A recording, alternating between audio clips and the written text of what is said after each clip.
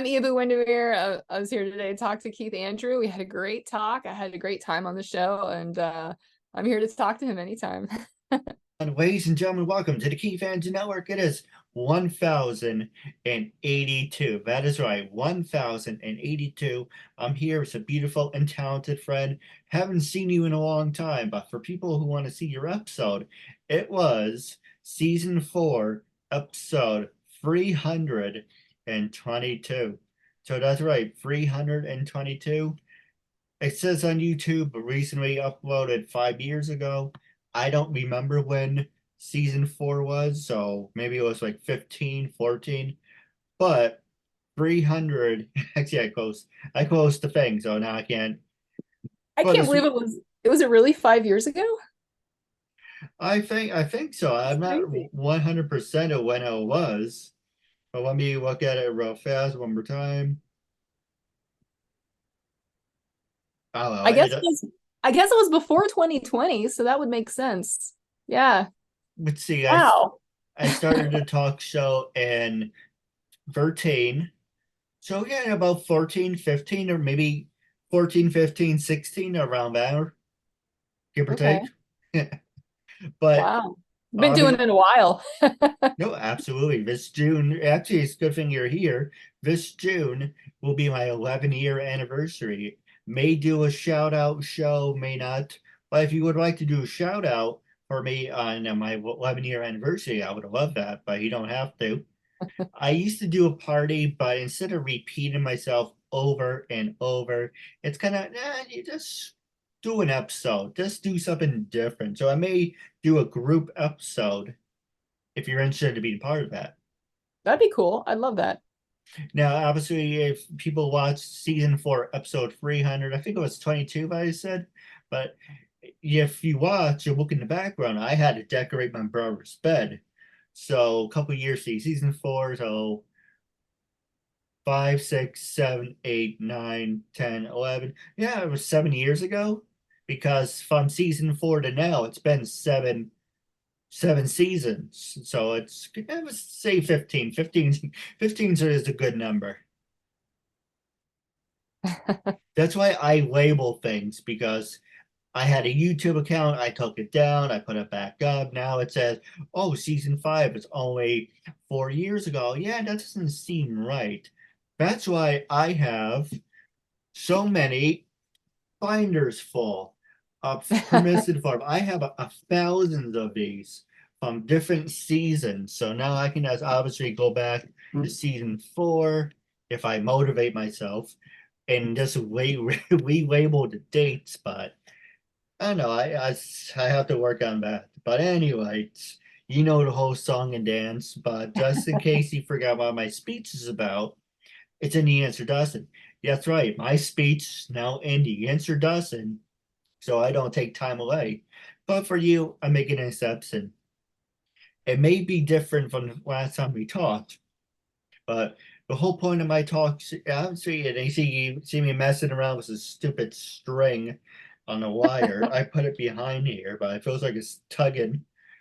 Not in that way, but it's tugging on something, but it's really not. I think I said the speech about season 4, but why not? The whole point of my talk show is to show people that even with having a learning disability, I can sell them out to something. And at the same time, I'm able to turn myself into an example for people out there dealing with any types of learning disabilities and disabilities that never give up and prove people wrong. Prove to them that labels do not dictate who you are and who you're going to be. It's prove to them and sell them out to something. Obviously, that might be the same expression. I had two slogans. First one was really brutal. No one told me that at the time, but I like the second one, to be honest. And you're looking at it, let's tell you what the first one is. It's really bad. The first one was turning myself into an example for people out there, deaf, blind, or you're laughing and you know how bad messed up it is. Turning myself into an example for people out there, deaf, blind, or in a wheelchair. And I'm like, oh, that sounds cool. That sounds wonderful. My brother called me out and said, first off, you're not deaf, you're not blind, and you're sure as hell not in a wheelchair. So how are you an inspiration? Could have told me this before I did 100 episodes. So Uh, if you look back at season one, season two, my slogan doesn't really catch up. But if you watch going forward, I think season three or four, it's kind of the same message what I have now. But let's say hypothetically, for sake of argument, it's been 7 years and it's really great to see you. How have you been? I've been good. I've got blue hair now. I remember the interview, I can't speak, but in the interview you actually had blonde hair. I did, yeah. It was funny. I just, after 2020, I kind of figured, I'd like to have a chance to just really just be myself. If it comes to an acting role or something, I can always wear a wig. Um, and so I decided to go for it. So, and I've already, I've done a lot of different acting things since I've dyed it blue. So I feel like it hasn't hurt me. I might actually go back to the blonde, but it's been fun. I figured this is a once in a lifetime chance to kind of take advantage of where, the world's kind of letting people be free and be themselves for at least a little while. I don't know how long it'll last, or maybe it'll stay, but I thought I'd try it while I could. No, absolutely. Hashtag absolutely. I just said I actually just adjusted the sound because it was coming out louder when it's supposed to be. How's it on your side? Is it if it's so it's a low, is it loud? Yeah, I think it works good. Okay. So the first question I want to ask you, it's catching up after 7.5, 5 to 7.5 years. It doesn't make a difference, you're here. The first question I want to ask you is give our audience a little refresher of what you do because you are a fantastic actress. Yes, I guess I'm mainly an actress. Actually, my day job is I'm an engineer. I have a degree in aerospace engineering, actually. I design innovative products, and in the after hours from my engineering, I love to do acting, and that's where my like creative heart really gets to have fun. So I do acting, and really above all, I'm a filmmaker. I love making characters, which means I love to write. I love to do film. I love to edit. Um, and like whenever my friends are making movies too, I do a lot of things to support them. I've done some I've been like a weapons master where I'm the person in charge of all the weapons on set. Um, yeah, it's just anything I can get my hands on film related, I do, but I really love portraying characters and acting. No, yeah, as long as you have the heart and passion for it, you get to do what you love. So, Definitely. so do a follow-up question about that. Is I used to have a bunch of index cards. I misplaced my acting one. I have writing, I have producing. So I'm like, well, good thing I added the last four questions to each of the active ones on these. I don't know why I threw it out for some stupid reason, but starting from my next season, I'm probably just going back to just winging it like I used to. Some seasons I use the index cards. Some seasons I'm like, no, if it pops in my head, I'm just going to say it. But the question I want to ask you is what's difficult about being an actor for you? I guess the most difficult part is probably memorizing the lines. Well, actually, you know what? I want to say memorizing the lines, but that's something that I think I've gotten a lot better at over the years. I was in a movie where um I was the only one on screen for everything that I was acting in. So I didn't really act off of any other characters, would just be by myself. So there were a lot of lines that I had to memorize for that. It kind of proved to me that I could do it. But the thing that I actually learned from that film was that probably the hardest thing is endurance. I for a couple days it was, probably 10, 12 hours on set, scene after scene after scene, where I was the only actor in front of the camera. And that really takes all of the energy out of you, and you have to be willing to understand that, there's schedules and you can't take a break. You just have to find that energy from somewhere inside of you. And there was a moment where I had kind of a low point where I was really struggling, and I was able to make some changes in order for us to, we did like some quick shots for about like 15 minutes, and then I got my second win, and I was good for the whole rest of the day. But I was even struggling with long COVID at the time. And COVID had hit me pretty hard, and my body just had a really hard time bouncing back from it. But I really wanted to do that movie at the time. So I just powered through it. It was really, really hard, but it really showed me that, I can do it. So, I mean, I've done things in the past too that were a different sort of endurance I had to go through. I once filmed a shot in a parking garage where it was, I think, like 10 degrees outside, and I was in a little mini skirt and shoes, and I had stood there for so long for us to film this shot that when I went to move, I couldn't feel my feet anymore, and I couldn't actually feel my legs. So it was really weird. After standing in that one position, I was just so focused on getting the shot and not being cold, I didn't really actually realize that I had gotten too cold. And I kind of had like some minor like frost burns on me, and it took a couple days for me to really like fully feel my toes again. It was a little scary, but it's just, it's something you got to learn, is to get through the endurance. And I think it helps you in other parts of your life too. Now, you brought up a good point, and one thing, I don't know if you saw my show recently, but I now have special effects. So the first thing I want to talk to you about, because you did bring it up, is COVID. How has it impacted your life? And do you see things differently? And I had it two times, to be honest. Yeah, I actually got it two times as well. I always like to tell the story about the first time I got it was in December of 2020. And it was, I came down with COVID a couple days before Christmas.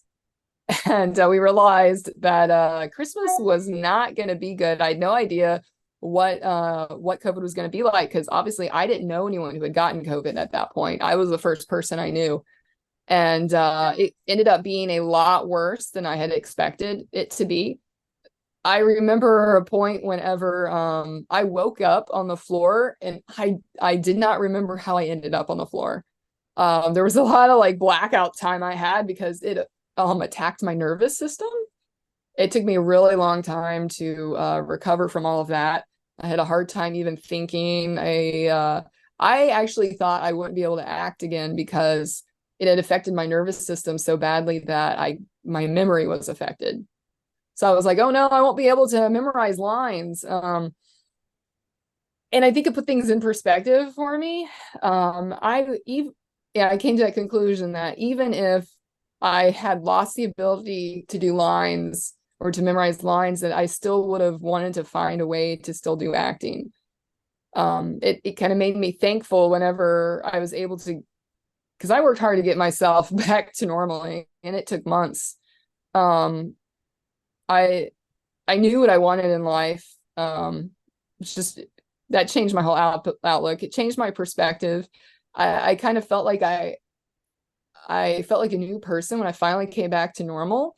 I've read some papers on it, how it's almost like when you get that sick and it affects your nervous system, it's almost like it clears out almost all the extra like memory that's being held in your brain. It's because your body is spending all that extra energy on fighting the virus.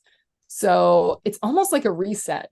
So even though it was horrible, and it took me 6 months to get over it. For one, people got it worse than me, even though mine was really bad and it was painful. But on the other side, you know, all those thoughts that were hanging over me kind of got freed. I kind of got to mentally start over and away from it all. And I think if anything like that ever happens in the world again, I know that no matter what happens, I'll get through it. So it definitely changed things that way. Well, I kind of phrase this as like this, but no one has really called me out on it. But do you think it was a blessing in disguise? Because people say, I wish I can stay home, work from home, do everything. Well, we had a lockdown. Now you got it, what you wanted to. You're under, it felt like we're under, my dad said, it felt like we're under freaking house arrest for 2 years because you couldn't leave anywhere except for to grocery stores. But now it's kind of like people don't want to go back to work. People, you know, you go to Walmart, you go to ShopRite, there's a line of people. One or maybe two registers are open, and it was it's bullshit.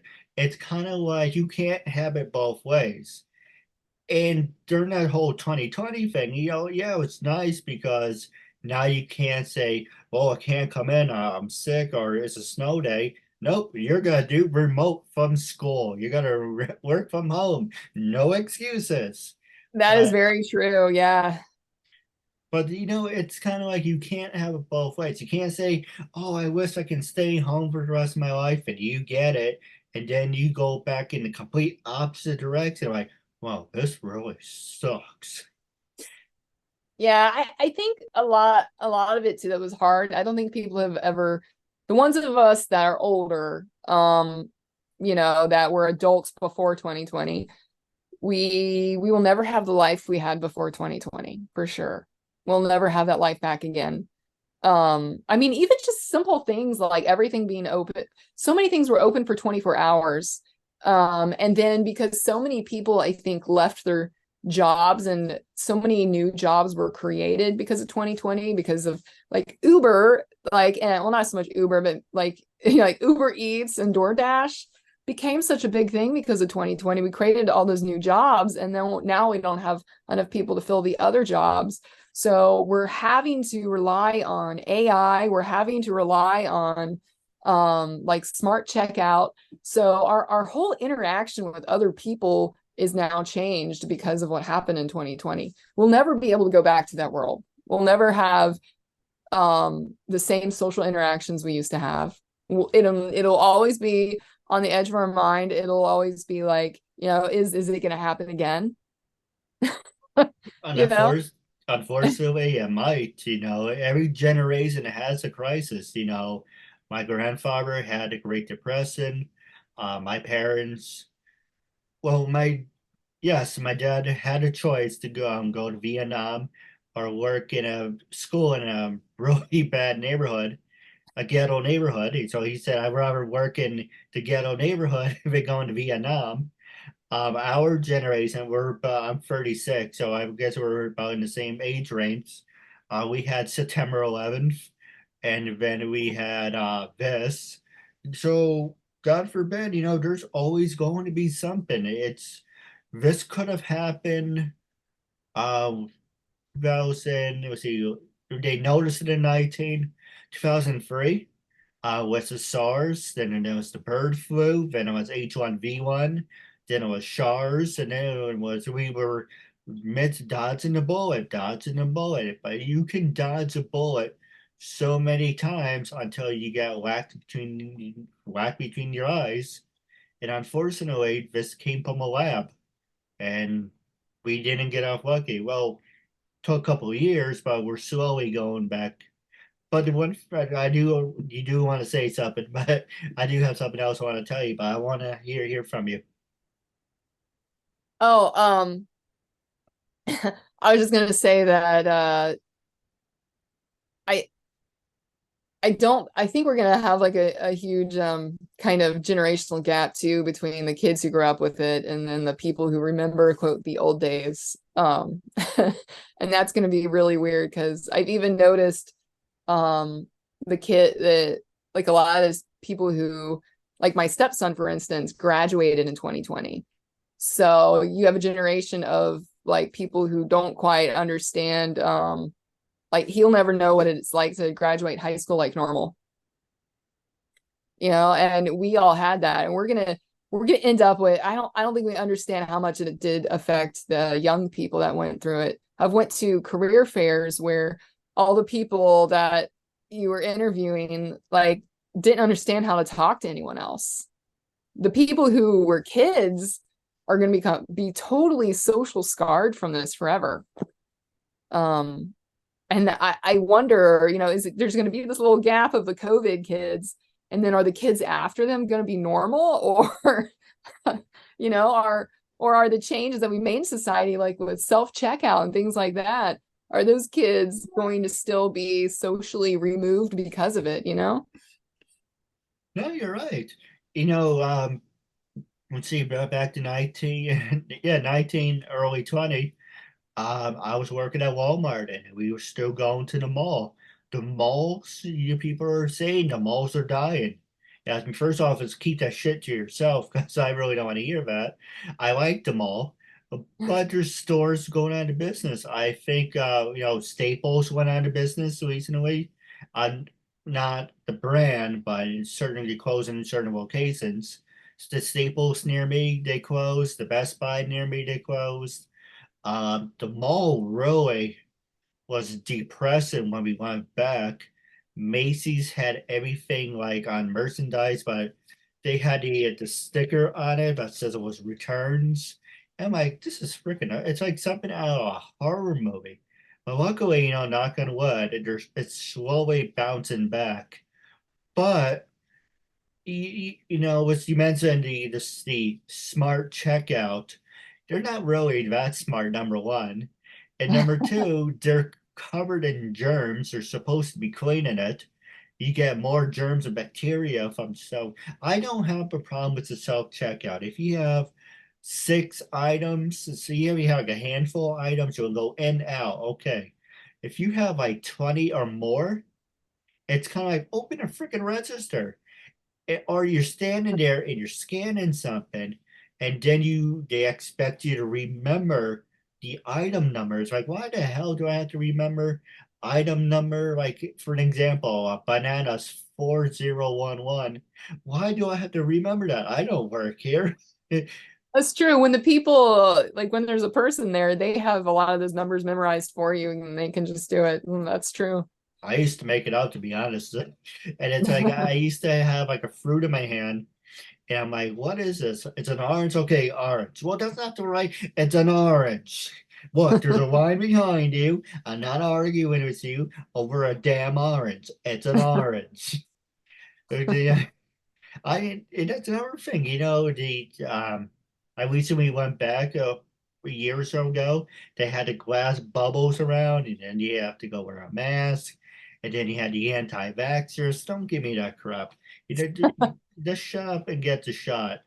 And in my neighborhood, we have Hasidics around, and there's old diseases that you would hope that would be extinct, but unfortunately, it's coming back. I think polio. There's also some other diseases that you would hear from the 70s and 80s, like, oh, we don't have those anymore. Well, But in my area, the measles has all of a sudden had to come back. yeah, thank you. But that was one of them too. The measles are Um, coming back. It's what is your opinion? You don't have to answer if you don't want to. Are you a vaxxer or anti-vaxxer? So, as far as, if I had kids, would I get them vaccinated? Yes, I would get them vaccinated for school. But like those things that you're getting vaccinated for are things that can literally like kill those children. Um, I didn't like the fact that we kind of made everyone feel like they had to get the COVID vaccine, just because I have a very sensitive immune system, because I actually absorbed my twin before I was born. I have 2 sets of DNA. Like I don't have a blood type, which is a very unusual thing about me.